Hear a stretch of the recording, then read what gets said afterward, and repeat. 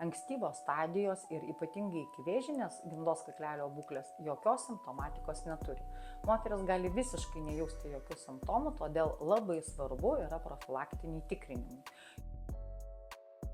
Šiuo metu nemokamai, tai yra iš PSDF lėšų finansuojama, yra moterim nuo 25 iki 60 metų. Tai yra nuo 25 iki 35 metų yra atliekamas citologinis tyrimas, paprastas citologinis tyrimas nuo gimdos kaklelio. Tai yra taip, kaip ir anksčiau buvo kas 3 metus, o nuo 35 iki 60 yra atliekamas ŽKV tyrimas.